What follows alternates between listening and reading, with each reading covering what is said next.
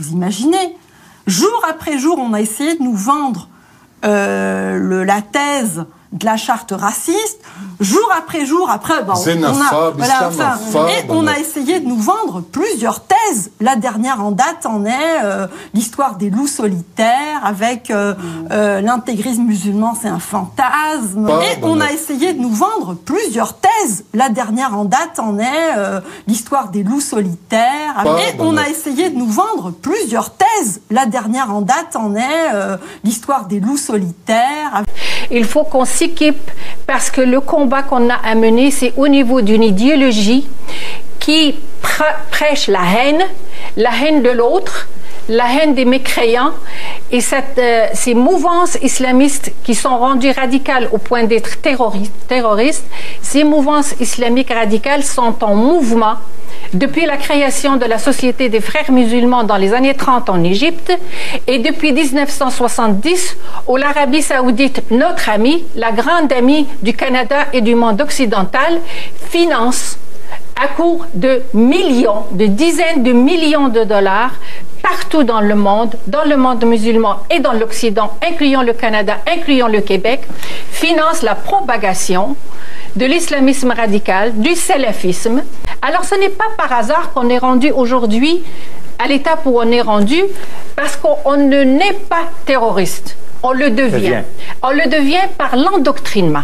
Et cet endoctrinement, il porte un nom, c'est le salafisme, il porte un bras, c'est l'Arabie saoudite. Dans une tribune parue cette semaine dans l'Obs, Raphaël Liogier, en réaction aux attentats qui ont fait 129 victimes et de nombreux blessés, vous affirmiez qu'il fallait faire une distinction entre le fondamentalisme musulman, celui qui est essentiellement axé sur la pureté des mœurs, par exemple, et ce phénomène de djihadisme, ce phénomène que vous avez baptisé les ninjas de l'islam, et qui touche des jeunes gens aux croyances religieuses en réalité peu ancrées, qui ne se réclament souvent, dites-vous, de l'islam qu'a posteriori et de façon, somme toute, superficielle. Est-ce que vous pouvez nous en dire plus sur cette thèse ? Vous avez tout compris, donc je me demande ce que je pourrais rajouter. Non, si, c'est que dans les années 80-90, il y avait effectivement une forme de fondamentalisme qui était d'emblée islamiste, c'est-à-dire politique. L'islamisme, c'est vraiment la version politique de l'islam, et il pouvait glisser vers la justification du terrorisme. C'est la modalité, enfin c'est le mode de fonctionnement Al-Qaïda. Il y avait donc un vrai endoctrinement. Dans les années 2000, on voit apparaître deux phénomènes distincts, ce que vous évoquiez. D'un côté, un fondamentalisme, un nouveau fondamentalisme, et qui décroche, qui est complètement dépolitisé, qui s'axe essentiellement sur les mœurs, c'est-à-dire les questions de sexualité. Alors évidemment, c'est sûr, c'est pas mai 68, leur vision de la sexualité. Alors on a le sentiment, quand on est dans une certaine représentation des valeurs dites modernes, que c'est pas très glorieux, et puis effectivement ils portent des barbes, les femmes parfois mettent des voiles, il y a des choses, voilà, souvent il y a la question de la musique, il faudrait pas écouter de la musique, un rapport à l'art, etc., qui paraît choquant choquant peut-être pour un esprit dit moderne. Bon. Et ce phénomène-là, il est complètement dépolitisé, et même ce qui est même complètement, qui est même assez bizarre et qui est contre-intuitif, si je puis dire, c'est que plus on est dans ce néo-fondamentalisme, traditionnalisme, plus on est anti-djihadiste parce qu'on trouve que le djihadisme c'est trop moderne finalement. Et c'est ça qui est fascinant. Et d'un autre côté... Qu'est-ce qu'il y a de moderne dans ce djihadisme dans sa méthodologie. Et puis le fait aussi qu'il y ait des femmes. Par exemple, on a vu qu'il y avait une jeune femme qui était djihadiste. Alors là, c'est pas tolérable pour eux, c'est pas conforme à l'islam traditionnel. Le fait qu'ils procèdent avec des armes modernes, etc. Parce que ce qu'il faut comprendre, c'est que ce néo-fondamentalisme, il est obsessionnel du Coran, du texte. Et alors que le terrorisme ne respecte pas la lettre du texte. Donc les littéralistes sont finalement contre ça. Or, ce qui est encore plus fascinant aujourd'hui, c'est là pourquoi, c'est la raison pour laquelle dans mon bouquin, Le complexe de Suez, j'essaye de décrypter finalement la raison pour laquelle ce phénomène dont j'ai essayé de parler dès janvier, pourquoi est-ce que ce phénomène il n'est pas vu, et pourquoi est-ce qu'on continue à entendre des gens, par exemple Manuel Valls, qui dit qu'il faudrait renvoyer chez eux des imams fondamentalistes, il faudrait fermer des mosquées, etc. Alors que moi, je ne prends pas position sur les questions directes, là, si vous voulez, de sécurité, mais une chose dont je suis sûr, c'est que ça ne se passe pas là, ce qu'il appelle la radicalisation terroriste. Donc je me dis, même par rapport à la sécurité des citoyens, il y a quand même une forme d'irresponsabilité. Alors j'essaie de comprendre pourquoi, et finalement, mon diagnostic, c'est de dire, en Europe, l'Europe a été le centre de gravité de l'humanité, c'est presque une singularité historique, hein, ça s'est traduit par la colonisation politique, mais aussi la colonisation symbolique, la colonisation des désirs, hein, et l'Europe a perdu cette place. Et depuis, justement, depuis 1956, on pourrait expliquer pourquoi, mais ce qui s'est passé, voilà. Un petit peu plus eh bien, tard, l'Europe, on est dans une logique de l'encerclement, c'est-à-dire on a des discours sur on est encerclé, avec un mélange, vous voyez, dans les derniers best-sellers d'Éric Zemmour ou de Finkielkraut ou tous ces gens-là, ils mélangent, comme si c'était la même chose, anticapitalisme, anti-islamisation, anti-globalisation, dans une sorte de même bloc, l'idée qu'il y aurait une atteinte à notre identité, nous ne sommes pas identiques à ce que nous avons été, etc. Et je pense que ça, c'est ce qui finalement nous aveugle, mais alors pour le coup concrètement, et qui ne permet pas de distinguer les phénomènes que j'évoque. La réaction subjective des gens est dominée par le sentiment sourd d'une peur, d'une décadence, d'un manque d'emprise sur leur propre destin, qui favorise évidemment des opérations politiques que je réprouve absolument, parce qu'au lieu de dispenser la clarté sur ce qui se passe, elles dispensent des mythologies défensives que je crois très périlleuses à terme. Et qui sont symétriques finalement de l'idéologie de Daesh, c'est-à-dire qui sont le négatif dont a besoin l'idéologie de Daesh, c'est-à-dire quand des membres du gouvernement disent nous sommes vraiment en guerre et c'est une guerre de civilisation, c'est du pain béni, pour ainsi dire, pour Daesh. On peut se dire qu'il y a une complicité objective entre les deux. Bien sûr, ça c'est absolument certain, parce que je sens chez nos dirigeants dans un sourd contentement de pouvoir se présenter en chef de guerre qui défendent le cœur de la nation et de nos valeurs. Bien sûr, vous avez dit ce qu'il fallait dire sur ces valeurs, et ils sont le bouclier de nos valeurs, alors que leur impéritie politique pour traiter des problèmes réels du pays aujourd'hui est flagrante. Et d'autant plus qu'ils sont dans un contexte électoral, etc. Et donc ils espèrent, ils jouent cette carte. Et politiquement, ça permet une sorte d'union sacrée étrange autour de la question des valeurs, en mélangeant des valeurs dites de droite traditionnalistes et des valeurs dites de gauche progressives, comme si c'était la même chose, la laïcité, le vase de Soissons, Jeanne d'Arc, etc., tout ce que vous voulez. Et on le voit dans l'évolution du Front National, qui finit par prétendre être à la fois à gauche et à droite, ce qui me semble très dangereux, parce que du coup, il entraîne l'ensemble du champ politique dans une logique de défense des valeurs, quelles qu'elles soient. Et c'est à l'aune de cette idée de ce flou, de ce nouveau flou des valeurs, qu'on va finir par désigner un ennemi qui serait à la fois l'ennemi des valeurs progressistes, c'est ce que j'appelle le caractère, le Janus bicéphale musulman, qui est à la fois l'ennemi des valeurs progressistes, parce que la démocratie, liberté homme-femme, liberté, égalité homme-femme, etc. Et puis, à côté de ça,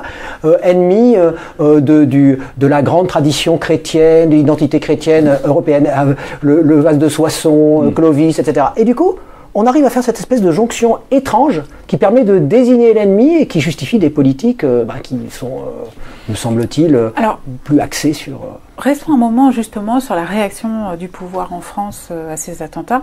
Parmi les mesures demandées par le président de la République il y a quelques jours, je pense à la révision de la Constitution, je pense à la déchéance de nationalité, y compris pour les binationaux nés en France, la fermeture des mosquées radicales que vous évoquiez en début sans qu'on sache ce que c'est, les mosquées radicales. Sans que le critère soit encore extrêmement précis. Alors, quelles sont celles parmi ces mesures qui sont, selon vous deux, susceptibles d'aggraver finalement le phénomène de dérive identitaire que connaissent déjà certaines populations sur le sol français? Je vais vous dire, moi, j'avais justement, pour essayer de pallier le fait de prendre des mauvaises décisions, j'avais proposé dès janvier, parce que j'avais été auditionné Après Charlie ? Immédiatement après Charlie, j'étais le premier auditionné par la commission d'enquête parlementaire sur la surveillance des réseaux et filières et des individus djihadistes. Et j'avais déjà évoqué cette distinction entre ces nouveaux ninjas qui sont des gens complètement dérégulés, qui ont des problèmes, ce que les psychologues appellent d'individuation, en gros de virilité, etc. Et puis qui dans les années 50 auraient été skinhead, en gros, et 60, alors qu'aujourd'hui, comme l'islam a cette image antisociale, ils mettent un bandeau, ils disent voilà Akbar, mais ils sont parfaitement illettrés. Donc finalement, au sens premier du terme, ils ne sont pas radicaux parce qu'ils ne comptent pas revenir à la racine de quoi que ce soit. Si vous voulez. Ils sont dans une autre logique. C'est le djihad qui est désirable pour eux d'abord, donc ils sautent dans le djihad, et ensuite ils prennent une posture de fondamentaliste. Et c'est là où ils se mélangent, mais le processus n'est pas celui qui passe par la mosquée. Donc, du point de vue même de la responsabilité, on passe pas par cela. Donc pour dire les choses de façon encore peut-être plus forcée, dites-moi justement si elles le sont trop. Pour vous, c'est pas une guerre de religion? Ah non, alors c'est pas du tout une guerre de religion. Ça n'a absolument rien à voir, même s'il faudrait définir encore ce qu'est une religion. Mais enfin, c'est pas une guerre de religion. C'est en fait une guerre de posture. Et donc, c'est une guerre de posture. C'est-à-dire, pour moi, on est dans une civilisation globale aujourd'hui. On nous dit guerre de civilisation, etc. Ça signifie rien. Si un extraterrestre regardait ce qui se passe aujourd'hui, il dirait, ils construisent leur route à peu près de la même manière. Leurs avions sont des Boeing et des Airbus qui soient en Arabie Saoudite, aux États-Unis ou en Afrique du Sud. Par contre, dans une civilisation globale, avec une multitude de positions sociales, socio-économiques, avec des gens qui se sentent floués, qui se sentent frustrés, avec ce que j'appelle aussi des effets de vitrine globale, c'est-à-dire que via Internet, quelqu'un qui habite dans le Sahel, il voit quelqu'un vivre dans une sorte de prospérité effarante à New York, il voudrait vivre cela, il pense que c'est à côté, mais il est pas en prise. Donc ça crée quoi? Une géographie de la colère, une géographie de la frustration, c'est ça.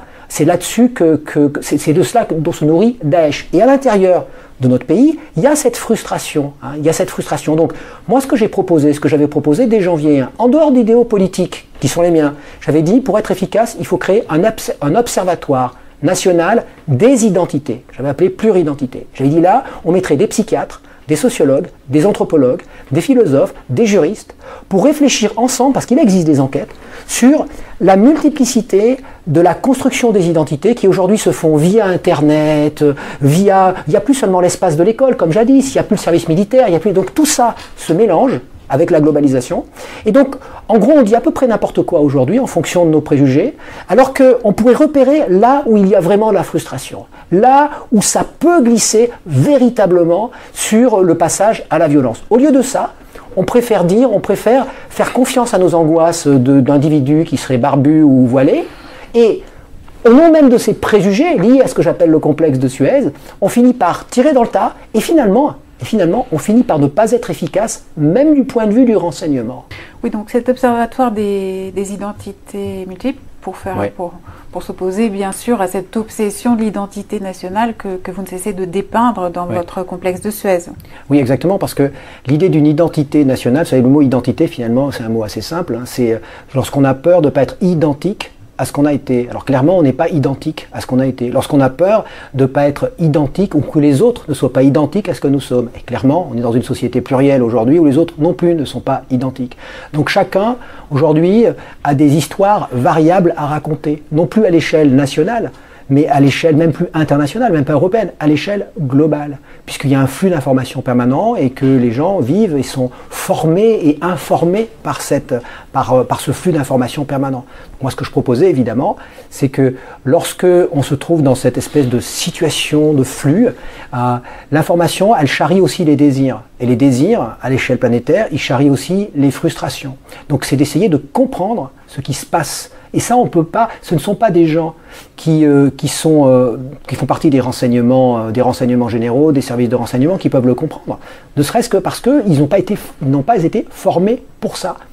En revanche, eh bien, peut-être, on peut imaginer, enfin c'est peut-être une utopie de penser ça, mais que le gouvernement ou ceux qui ont autorité à prendre des décisions, qui peuvent prendre des décisions, eh bien, auront là des informations qui leur permettraient de sortir de la fiction qu'ils entretiennent plus ou moins sciemment d'une sorte d'identité nationale, du coup de cet encerclement, de ces valeurs qui seraient anti-nationales.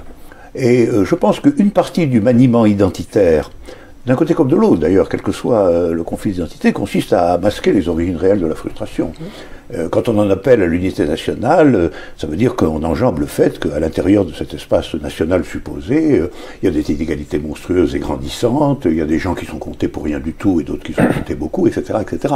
Et aujourd'hui, je pense qu'un phénomène fondamental qui fait que tout cela traverse en effet la quasi-totalité des identités repérables, c'est le passage au global que vous avez vous-même mentionné, c'est-à-dire le fait qu'en réalité il y a une homogénéisation du monde du point de vue structural et qui enveloppe les identités, mais en un certain sens en les mettant les reliant dans un qui produit de l'atomisation des positions. Paradoxalement, cette unité, c'est ça que j'essaie d'expliquer. Par rapport à un espace généralisé.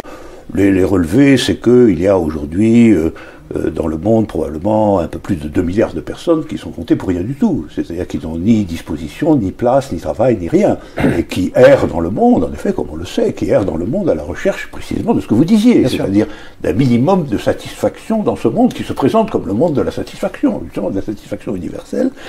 Que les inégalités sont des inégalités et des monstrueuses, et que les concentrations de pouvoir et de richesse sont elles-mêmes sans précédent. C'est ce que vous décrivez là, c'est ce que Arjun Appadurai, l'anthropologue d'origine indienne qui vit maintenant aux États-Unis, appelle la géographie de la colère. Exactement. Et donc dans cette géographie de la colère, on ne peut pas faire abstraction de cette géographie de la colère. En fait, il n'y a pas choc des civilisations. Il y a géographie de la colère, mais le choc des civilisations est là pour masquer la géographie de la colère. C'est ce que je pense, ainsi que le sont les appels à l'unité nationale dans des circonstances qui reposent précisément sur le fait qu'il n'y a pas à proprement parler d'unité nationale assignable de façon objective et subjective aujourd'hui. Mais je voudrais terminer sur ce point-là en disant que malgré tout, à la longue, ce masquage constant des origines effectives de la frustration planétaire crée des pathologies. Il crée des pathologies. Quand une chose n'est pas pensée, à la fin des fins, elle fait retour sous une forme pathologique, soyons freudiens au sens élémentaire. Et je suis tout de même saisi, moi, par le fait qu'existe aujourd'hui, c'est quand même une composante du phénomène djihadiste, une sorte de réserve illimitée de jeunes gens capables de se faire sauter, couper en deux, dans des actions, en un certain sens, à la fois sanguinaires et symboliquement absurdes. Donc, d'où vient cette réserve ? C'est une chose qu'il faut quand même, c'est une question qu'il faut quand même poser. Et puis en opposition avec le désir premier qui est quand même le désir de vivre, de survivre, d'essayer de protéger sa propre vie. C'est ce qui semble. Et qui plus est, je crois que vous touchez un point qui aggrave encore la difficulté de cette question en disant qu'il n'est pas vrai que ces gens-là soient spécifiquement les plus pieux, les plus religieux, les plus marqués d'espérance théologique, etc. Tout à fait. Ce sont au contraire probablement des frustrés fondamentaux. C'est pour ça que je parle d'embrigadement plutôt que d'endoctrinement et que je récuse ce que disent aujourd'hui les analyses actuelles qui parlent de radicalisation, parce que radicalisation ça suppose l'accès au texte. Or ce sont des illettrés. Ils fonctionnent aujourd'hui plutôt par ritualisation. C'est-à-dire on fait un pas qui entraîne un autre pas, qui entraîne un autre pas, et on finit par se faire sauter. Et cette ritualisation, son origine, c'est la frustration, et ce que les psychanalystes appellent le renversement du sens du stigmate. C'est-à-dire que c'est des gens qui sont stigmatisés négativement, qui peuvent faire des choses même qui sont complètement contraires à l'islam, des hold-up, des vols, avoir des activités qui sont vraiment complètement différentes, mais les recruteurs de Daesh qui ne fonctionnent plus du tout comme les recruteurs d'Al-Qaïda, plus avec l'idéologie, leur disent bon voilà, vous avez vécu tout cela, finalement, quelque part vous l'avez fait contre cette société qui est une société pourrie, donc Allah vous le pardonne, et en même temps, tout ce que vous éprouvez comme frustration et même de haine de vous-même, aussi, tous ces échecs, le chômage, etc., eh bien, c'est ce qui vous marque aux yeux de Dieu comme étant un choisi, le chosen one, cette espèce d'inconscient collectif d'être celui qui est choisi. Et alors là, immédiatement, ils se font embrigader, ils sont prêts à tout, parce que du stigmate négatif, c'est le stigmate, ils sont stigmatisés positivement comme étant des héros. Et qui n'a pas envie de raconter sur soi quelque chose d'absolument positif qui redonne un sens à sa vie et à la limite à sa mort, justement. C'est ça qui se passe. Le psychanalyste Fethi Benslama, avec lequel vous travaillez, je crois, évoque à cet égard une sédation immédiate des blessures auprès de cette population de très jeunes gens, souvent inférieurs à 30 ans, en grande difficulté identitaire et qui trouvent là une solution immédiate à leurs angoisses. Oui, je crois que Fethi Bensama qui fait un travail, me semble-t-il, excellent et sur la même longueur d'onde que moi et d'ailleurs, il est très intéressé par cette idée d'observatoire national des identitaires. Ouais. Et je pense qu'il faudrait aussi quand même que se mette en mouvement une capacité d'orientation pour cette jeunesse qui ne soit pas simplement le choix entre l'intégration et la frustration éventuellement structurée en direction d'une violence salvatrice. C'est-à-dire qu'il nous manque quand même un projet à la hauteur de la globalisation, un projet alternatif à la hauteur de la globalisation, parce que la jeunesse ne peut se constituer, s'identifier indéfiniment dans ce que j'appelle, moi, les avatars du désir d'Occident, enfin, c'est-à-dire les avatars de la collection des objets, de la place monétaire, etc., etc. Alors, ce qui fait cruellement défaut, et ce défaut, les gouvernements l'entretiennent, malgré tout, c'est l'existence d'une vision alternative possible de la situation générale, et pas simplement du replâtrage local des identités par l'appel à des identités factices. Quand je discute avec des jeunes gens de cette zone un peu de laisser pour compte, de gens qui ont du mal à trouver du travail, qui sont pauvres, etc., et dont l'identité est à la fois vacillante et agressive, les deux en même temps, c'est ce que je vois tout de même, c'est qu'il leur manque d'abord une vision claire de ce que c'est que le monde d'aujourd'hui, de ce que c'est que la racine de cette frustration, de ce que c'est que la structuration du désir aujourd'hui, comment il est constitué, comment il est structuré, et la possibilité de se représenter qu'autre chose est possible. Et ça compléterait en quelque sorte l'observatoire des identités par un observatoire des possibilités. D'ailleurs, ce que vous dites est tout à fait illustré par le parcours de ces jeunes, ceux que l'on connaît au moins. On voit bien quelqu'un comme Mohamed Merah, par exemple. C'est quelqu'un qui a couru après des objets de désir inatteignables. En fait, c'est ça, c'est comme ça qu'on pourrait le définir. Mais quels que soient les objets de désir, c'est pas l'islam en particulier. Mais comme on lui assigne une sorte d'islamité essentielle sous prétexte qu'il est d'origine maghrébine, à un moment donné, il lui reste plus que ça. Mais au départ, il veut être légionnaire. Il est indique de la police. Il est à chaque fois une sorte de construction de sa virilité, construction d'héroïsme, construction de force. On voit pareil avec Koulibaly. Qui se fait photographier avec sa copine à moitié nue sur la plage, ce qui n'est pas très salafiste, ce qui n'est pas très islamique, qui même impressionné par le pouvoir, qui se fait photographier avec Nicolas Sarkozy à l'Élysée. On le voit, et puis après il devient guerrier, évidemment il ne reste plus que ça aussi. On le voit avec les frères Kouachi. Les frères Kouachi sont dans cette posture aussi. Ils passent par même, ils sont impliqués dans des affaires de pornographie, toute une série de choses pas du tout islamiques. Et puis à la fin, bon voilà, il leur reste ça. Bon, on voit qu'on a des profils, qu'on a des régularités, on comprend que ce sont des objets de désir qui sont recherchés sans cesse sans être trouvés, et on nous explique que c'est une guerre de civilisation, que c'est un choc de civilisation, que ce sont des minorités inassimilables, que ce sont les barbus, etc., etc. C'est contre ça, moi, à la base, que je m'insurge. Après, ce que vous dites, évidemment, c'est la clé, mais la clé à long terme, beaucoup plus profonde, c'est la perspective. Quelle perspective donner ?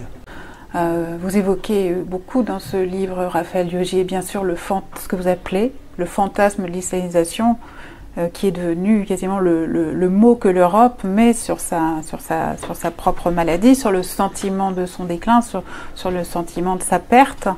Vous imaginez bien qu'avec de tels événements dans Paris, avec des kamikazes faisant exploser dans la ville, il va devenir encore plus difficile qu'il ne l'était déjà hier de contrecarrer ce genre de discours. Qu'est-ce que vous préconisez à cet égard ? Quelle attitude préconisez-vous face aux idéologues de cette grande peur ? C'est-à-dire qu'il y a une telle inertie aujourd'hui de ce que j'appelle cette espèce de nouveau différentialisme intrusif. Vous savez, le différentialisme, c'est cette façon de dire les autres sont différents, mais il y a une manière d'être différentialiste la version qui serait plutôt celle de l'apartheid, en justifiant la position de l'autre en disant non, c'est un développement séparé, avec une sorte de distance qui est une distance que j'appelle aussi la zoologie de la culture, faire comme si on respectait l'autre, mais en réalité, c'est une sorte d'admiration comme on admirait les bonobos, mais on va pas permettre qu'un bonobo se marie avec votre fille, quoi, en gros. C'est-à-dire que c'est l'ennemi absolu de l'hybridation, hein, le différentialiste qui peut être quelqu'un d'extrême droite. Et là, aujourd'hui, on passe dans un différentialisme qui est même plus zoologique, hein, c'est un différentialisme intrusif qui est fondé sur l'idée qu'on est déjà attaqué par les autres. Donc on peut répondre, puisque finalement notre réponse sera jamais suffisamment forte pour être proportionnelle à l'attaque. Donc on suppose une attaque préalablement énorme, gigantesque, apocalyptique. Et là on est en train de plonger dans ce nouveau différentialisme qui se traduit, moi je trouve, par des falsifications intellectuelles très graves. Par exemple, le fait de faire passer Lévi-Strauss pour un différentialiste, ce que fait Alain Finkielkraut, alors que très clairement Lévi-Strauss c'est quand même Alain Finkielkraut auquel vous consacrez un chapitre très intéressant dans ce livre. Parce que je trouve ça scandaleux du point de vue intellectuel, là, cette espèce de manipulation consistant à dire, en gros, si Lévi-Strauss était là, il serait d'accord pour interdire le voile, alors que d'abord il était là et qu'il n'a jamais pris position sur ces questions parce qu'il est resté relativiste. Et je répète, le relativisme, c'est de l'universalisme, puisque pour être en relation, il faut supposer un fond commun. Alors que le différentialiste, c'est celui qui abandonne ce fond commun et qui finalement n'a plus d'empathie avec l'autre. Il peut soit l'admirer de façon zoologique, ce que je disais, soit le détruire de façon tout aussi zoologique. Alors que le relativiste, il tolère l'autre, il fait plus que le tolérer, c'est-à-dire que quelque part il aime l'autre pour ce qu'il est, il reste en relation avec lui, mais en même temps, il a des limites qui sont les limites que tolère l'universalisme. C'est-à-dire que quand mes étudiants, parfois j'ai des étudiants qui me disent « Vous êtes un universaliste, vous tolérez tout », je dis « Non, je ne tolère pas tout, justement parce que je suis relativiste. » C'est-à-dire que quand vous dites que je suis contre l'interdiction du simple foulard, certes, parce que ça ne porte pas atteinte à l'intégrité physique et morale, en revanche, je ne suis pas pour des pratiques qui seraient des pratiques qui portent atteinte à l'intégrité physique, qui seraient des pratiques qui toucheraient le physique, qui insulteraient les gens, etc. Et ça, c'est très différent, alors qu'on tend à faire passer l'un pour l'autre. Oui, moi je pense que le déficit fondamental est aujourd'hui un déficit d'universalisme, au sens où reconstruire l'universalisme dans le système à la fois identitaire et de frustration tel qu'il est globalisé aujourd'hui, c'est une reconstruction. Bien sûr. Ça ne peut pas être la prolongation de l'universalisme abstrait des périodes précédentes. Et dans ce que vous dites, en fin de compte, la limite relativiste que vous semblez introduire dans votre universalisme n'en est pas une, parce que quand on dit vous êtes contre ceux qui portent atteinte à l'intégrité physique des autres, etc., évidemment, on ne peut pas universaliser quelque chose qui porte atteinte à l'intégrité physique des autres. Donc en réalité, vous maintenez que toutes les figures du différentialisme et du relativisme sont impraticables s'il n'y a pas une cohérence ou une cohésion universaliste quelque part. Hein. Mais pour moi, le relativisme, est fondé sur cette cohésion universaliste. C'est ce que j'ai bien compris. Bien sûr. Je voulais simplement, moi, souligner que, en réalité... Alors qu'on prétend le contraire aujourd'hui. Non, exactement. Exactement. Non, mais ça, sur le diagnostic, nous sommes entièrement d'accord. Mais je veux insister de nouveau sur le fait que cette reconstruction de l'universalisme est une nécessité urgente, philosophique, mais aussi culturelle et politique du monde d'aujourd'hui, parce que ce qui caractérise ce monde, c'est que il y a une sorte de globalisation de fait qui fait qu'il peut paraître homogène, et qu'à l'intérieur de cette homogénéité, on use constamment des différences pour en fait masquer le fait que cette homogénéité est en réalité marquée d'une inégalité inacceptable. C'est étonnant parce que c'est exactement pour moi le sens de mon travail, le sens de ce livre et d'autres livres à venir, c'est que face à cette globalisation homogénéisante, source d'inégalité et de frustration, moi j'aimerais reconstruire un universalisme. Et c'est ça. C'est exactement ce que je suis tout à fait. Exactement, c'est ce que je veux dire. C'est ça. Et donc la tâche de la philosophie est tout à fait importante aujourd'hui. J'en suis persuadé. Merci, Raphaël Liogier. Je rappelle le titre de votre livre récemment paru, Le complexe de Suez, le vrai déclin français, aux éditions Le Bord de l'eau.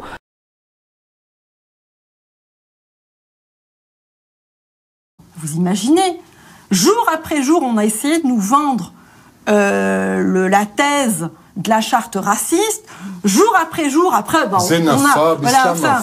on a essayé de nous vendre plusieurs thèses. La dernière en date en est l'histoire des loups solitaires. On a essayé de nous vendre plusieurs thèses. La dernière en date en est